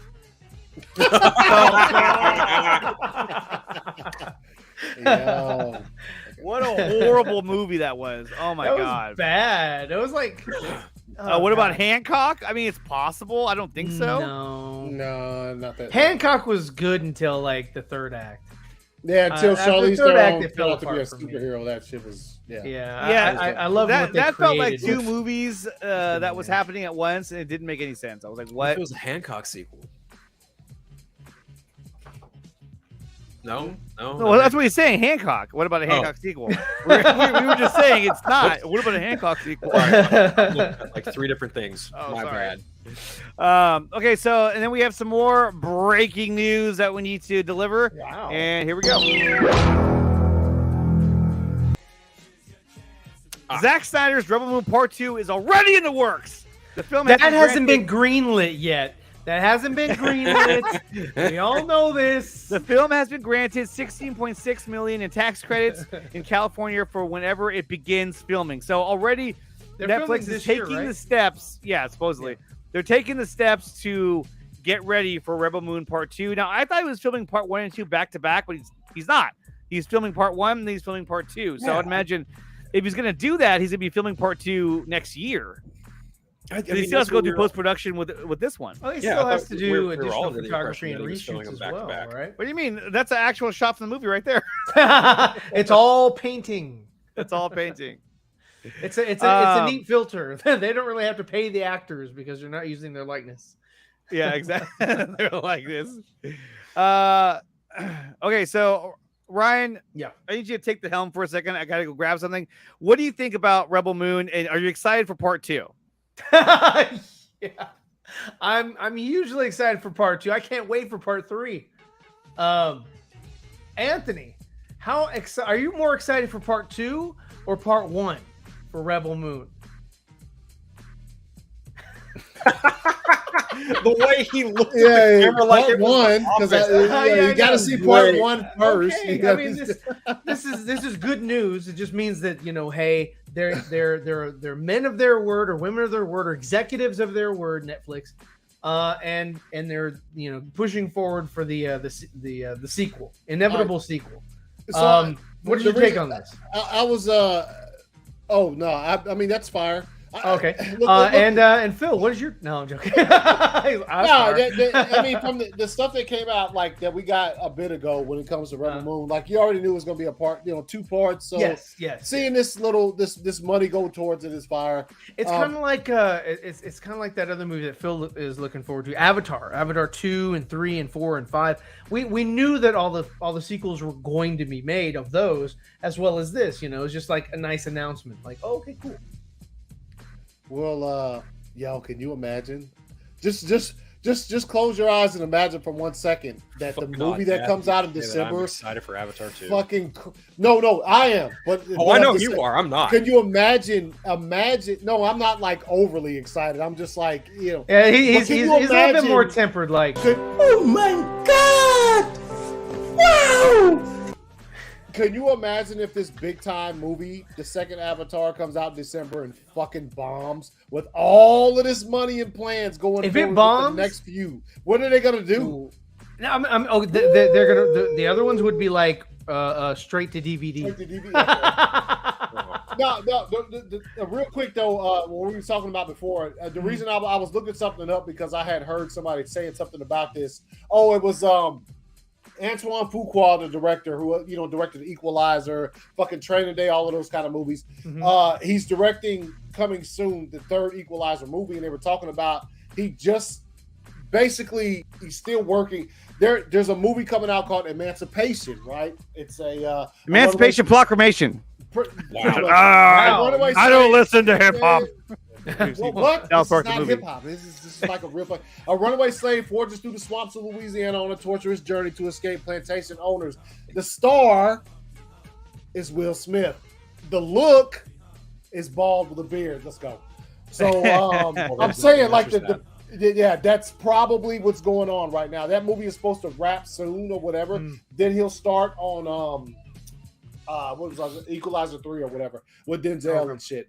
But that's because I knew I had the look heard, is from. That's what's going down. Sure, that's what because the person they got up here that's real good. It's he doesn't look like he's in shape like he was when he played Deadshot. Like you could tell from that shot. Yeah, he looks a little. He looks a little pudgy in the belly. He looks a little soft. A little soft bellied. We'll say that. This is great. This is what I love the most about Krypton's core is he says it's already filming 1 and 2. That's why it's 9 months to film. Okay, filming. Zach has April, to November, right? Krypton has a calendar, a schedule, if you will, for Zach that he must follow. He's like, there's nothing else you can do. I've got these itinerary right here. You must do this. Phil, here's your best friend, your idol. No, it's not. But I don't think it's really him either. But if it is, is that picture from when he was first created X-Force and shit? Like, what the fuck is that? He looks like he's 12 in that picture. What the fuck? He's like, he's like, no, I've just been de-aged. I've been de-aged by Disney. Okay, Benjamin Button, Robert Liefeld. Okay, so here is some more breaking news we got to go to. Now, this is about The Flash sets a record test scores for a DCU film. Okay, so on a recent screening, according to Wait, this what is website going on? called World of Real, Oh, I don't know what it is. I don't know. But I found it. So I said, well, I might as well talk about it on the show. Why not? Right? Let me. It's get a rid of this. website running on a server in Madagascar.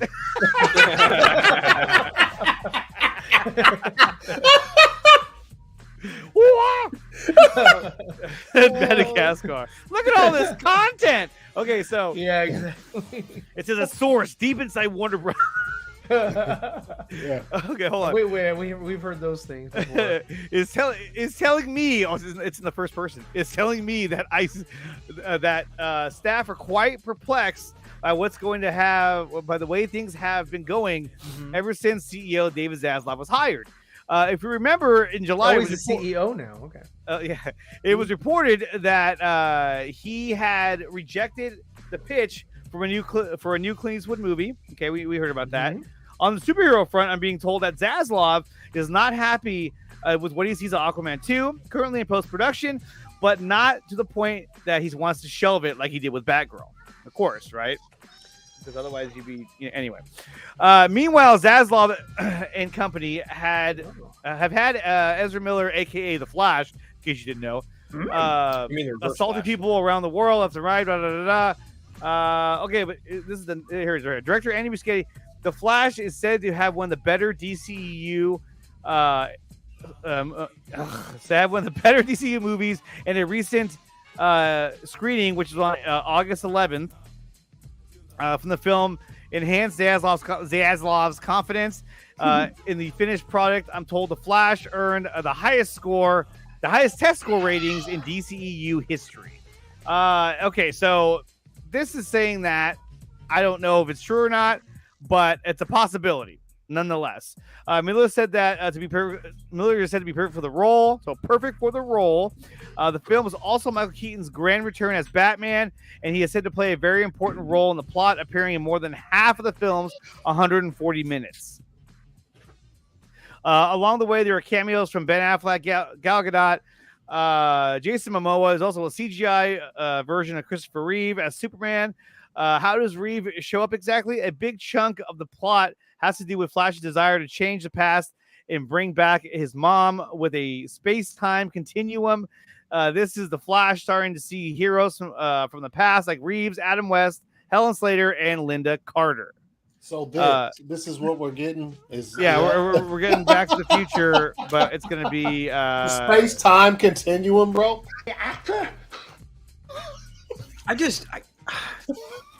I don't understand why we can't just let the greats rest in peace. Like Adam West and Christopher Reeve have done their time.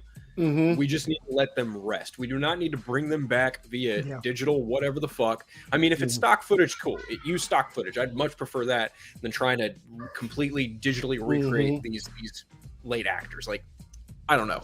When I see this rumor continuously pop up, these characters are going to be in this movie, I'm just like, fuck, please no. Yeah. And you know what? Krypton's core, he's sticking up for Madagascar, Ryan. Madagascar. He's not happy with it. It was a great cartoon. I wasn't talking about Madagascar the movie. I was talking about Madagascar, the actual location on the world. Planet Earth. Yeah. And then he also adds, this is Jordan Rummy. Anyway, he adds humorous, thrilling, and emotional is what one person told me about The Flash. A lot of this information is kind of like I've heard this before. This is all breaking news, guys. Allow me to sort of absorb this and meditate on it a bit. He's right. I mean, what do you guys think? I mean, do you think there's any credence to anything that this article says? Obviously, I mean, like the cameos, we kind of already know about that, and it's been talked about, numerous times that Reeves is going to show up and all that. So, since when do we start? Do people start looking at the test score, like the actual scores? Why is it that a test screening score is now becoming something? Yeah, right. Well, it's the same thing with the critics. They're like, the critics love it and blah blah blah, and like you watch it and it's hot garbage. It's like, dude, I don't give a shit what anybody says about anything, bro. I go use my own barometer when I'm watching.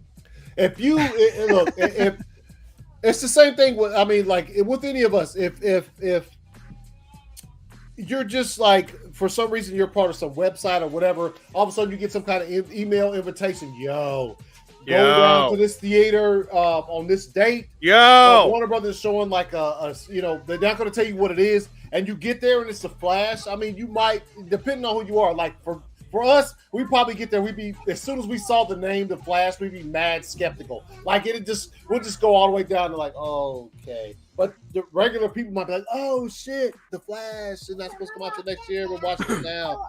It was dope, but it actually might not be. They're just hyped to be in the moment of watching a test screening. You know what I mean? Yeah, so, exactly. So who knows? It doesn't. Because they bring hardcore fans in there like us to watch The Flash tomorrow. What are we thinking going into that shit? Like before we walk, if we meet in the lobby before we all walk in, we're looking at each other. What are we talking to each other about? We're like, man, you know what I'm saying? Like, why are they bringing us in here to watch this a year early? And then we get in there and it's, who knows what it might be, but. The people they probably did these test screenings. If this is true, there's so many test screenings. I think everybody but us is gonna have seen the damn film before it actually comes out in the theater. And you'd be like, "Yo, what happened? Yo, let me tell you, mad spoilers before they had to do this many test screenings just to prove a movie is good enough to like actually still hit theaters."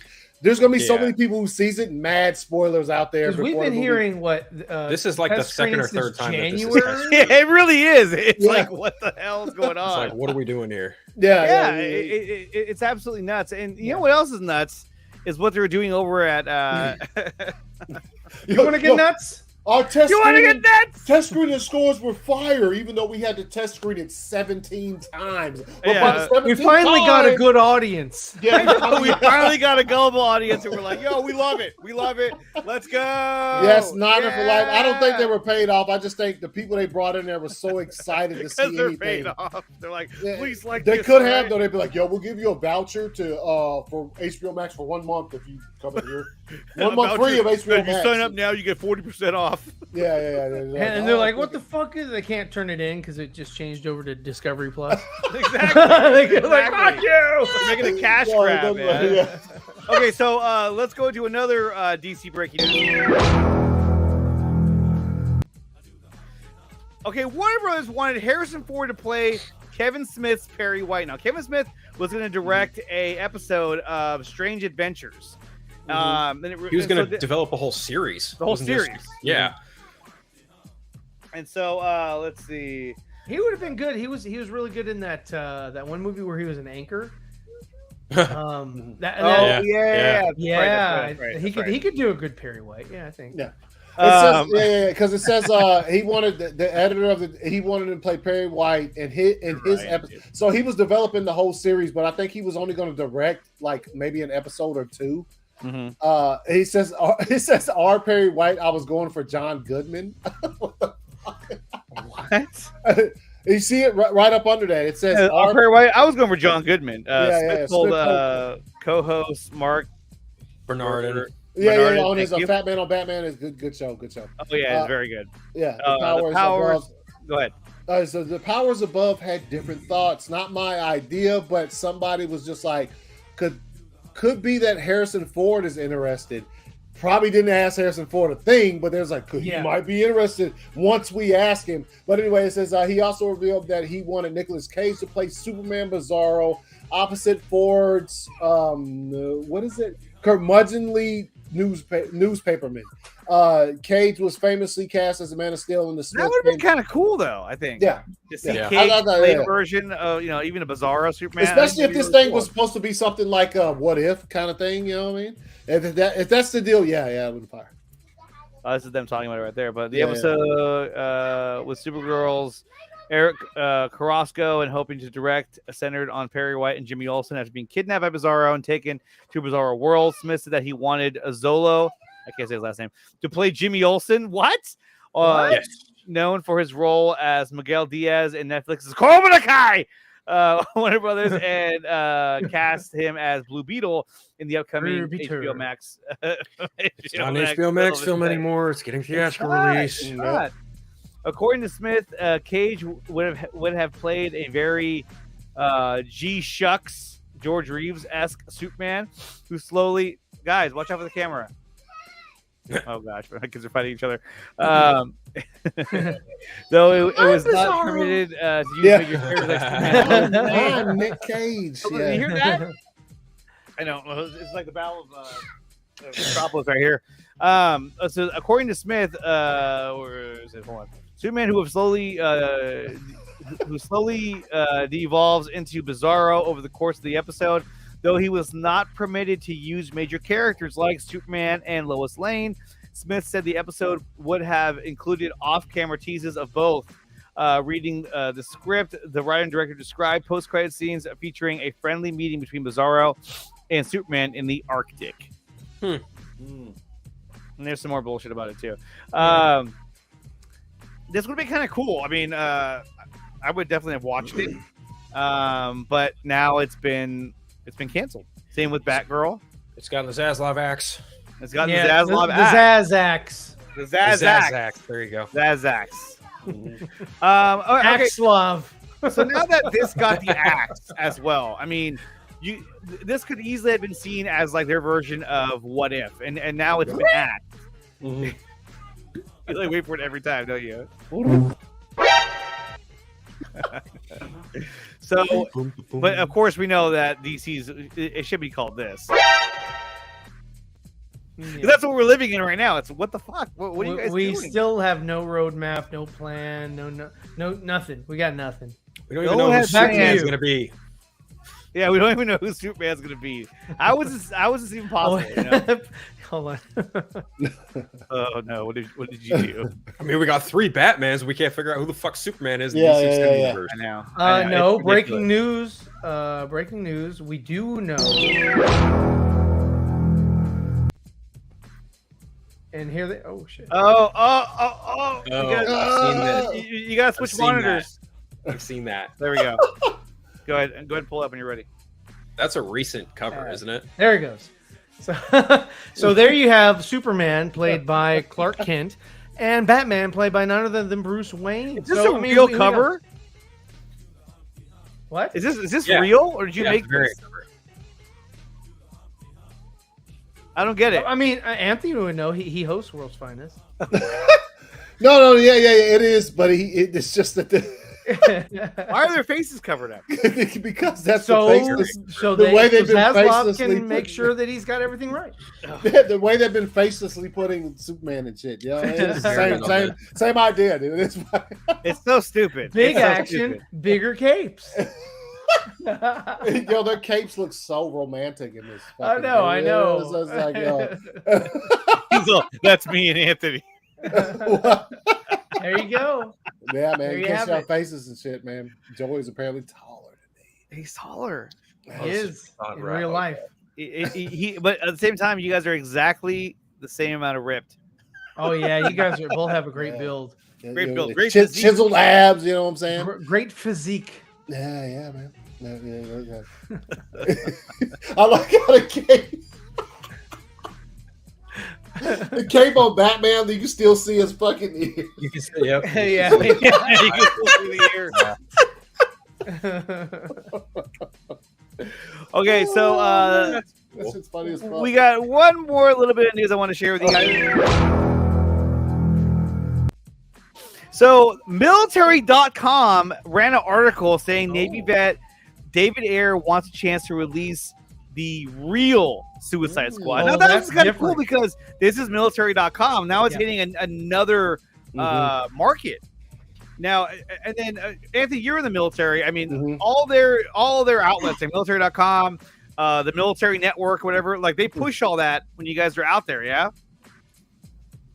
To a certain extent, but this being on military.com, that's fire just because like that's another people would see this and probably, you know, if they see that he's also a vet and people who might not have been, they might not be superhero fans, you know what I'm saying? But they see that that event, after he served and shit, was out there he's out here making movies, and he has, obviously what we already know is he has his own version of this movie that we all want to see. And so I think that's dope to, this is going to bring some more voices to voicing. They want the Ayer. Sure. It's about awareness. I think it's great. And it's gotten almost 2,000 people. Top Gun. It's about to hit on digital, I think, in a couple of days. Top Gun is? Yeah. It took down freaking Infinity War, and then it's like, all right, we're done. Let me see. Apparently, DC wanted to lighten the mood and make Suicide Squad more of a comedy to fit better with the studio's overall vision for an interconnected movie universe. Whatever they did caused the movie to implode, and Ayer slowly became more vocal about his lack of input in the final product. After HBO Max funded a new cut of the 2017 bomb Justice League by original director Zack Snyder, a group of fans has been clamoring for Ayer to have his chance to release his version of the movie, which he should be able to, man. Sure. It's so stupid. Yeah. Justice League, the Snyder Cut, has been a huge streaming hit and universally proclaimed as a better movie than the one released in theaters. Absolutely. Yeah. So this week we get the Suicide Squad. When was this? August 6th. That's kind of weird. Well, it says right here. We get the Suicide Squad written and directed James Gunn, the mind behind Marvel's Guardians of the Galaxy movie. Oh, this was what, last year? Last year. No. Oh yeah, this is last year. But it's still cool though. I just realized it was last year. Oh, damn it! I don't know. This came out yesterday. So as you guys can tell, all right, we got all the traction that we needed from last year. And Andre, can you tell us where are we this year? Nowhere.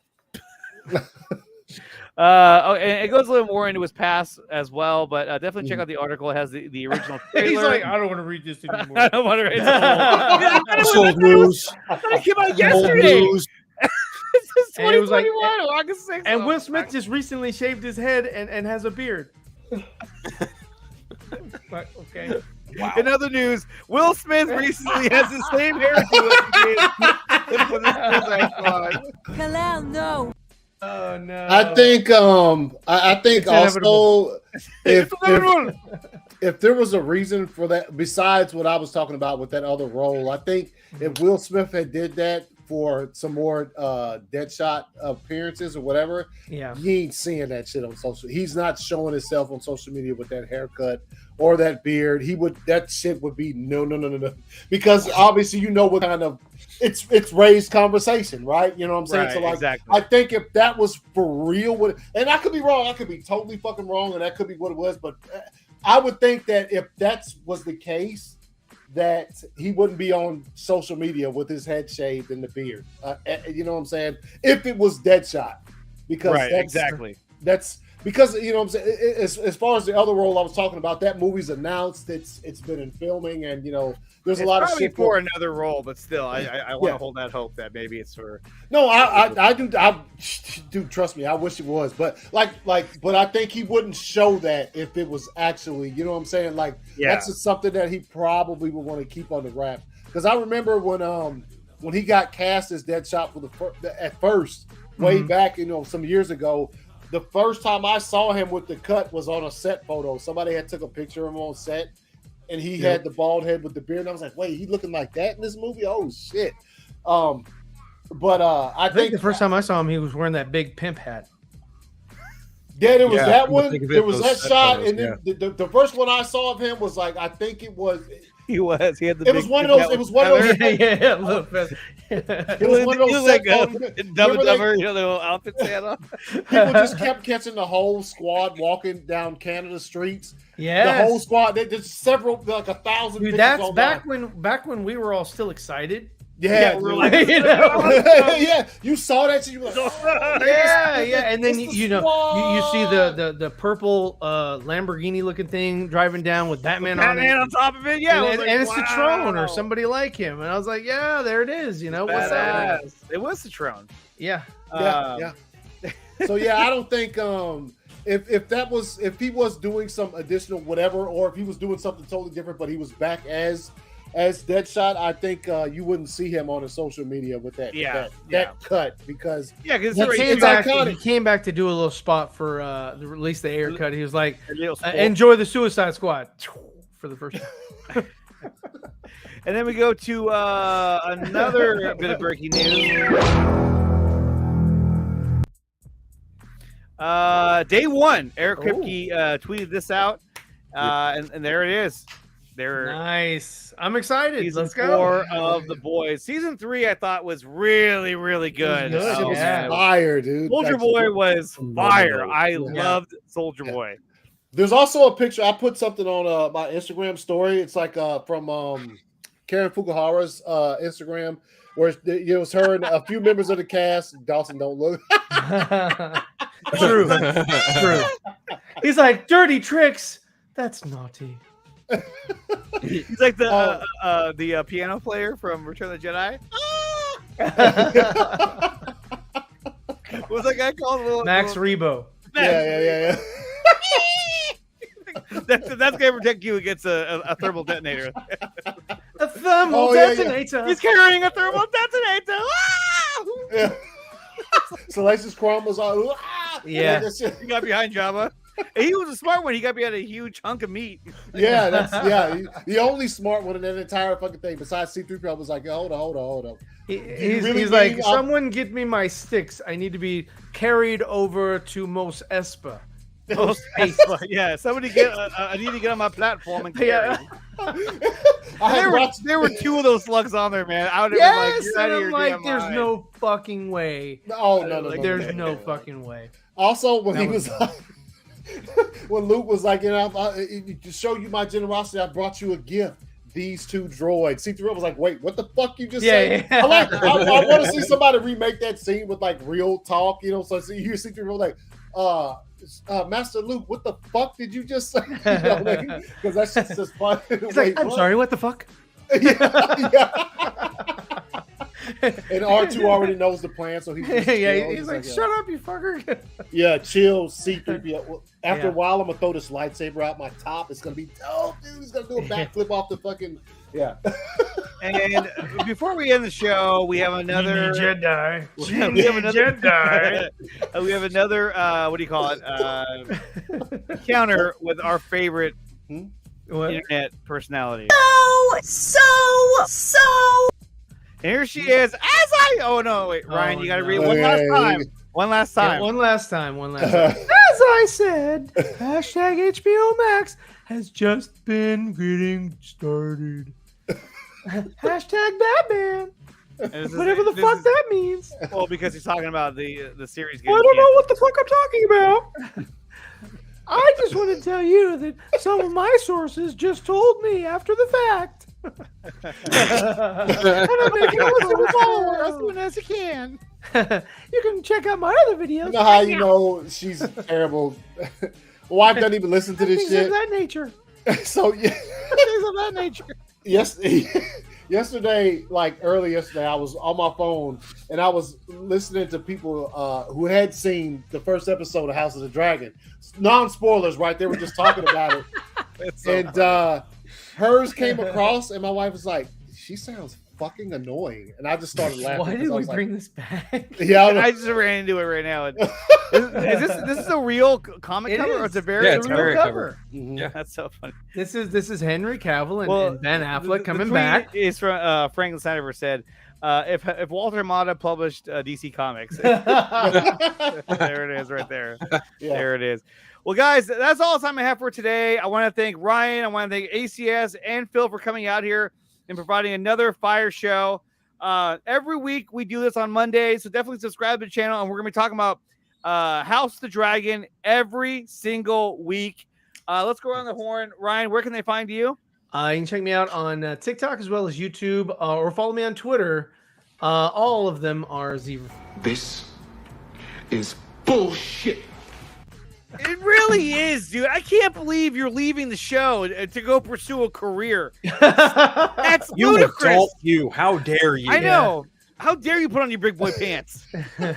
Sorry, can't play, guys. But you can much catch me support, still Ryan, on much support, man. Thursdays. I'm gonna take my ball with and the go four home now. nerds.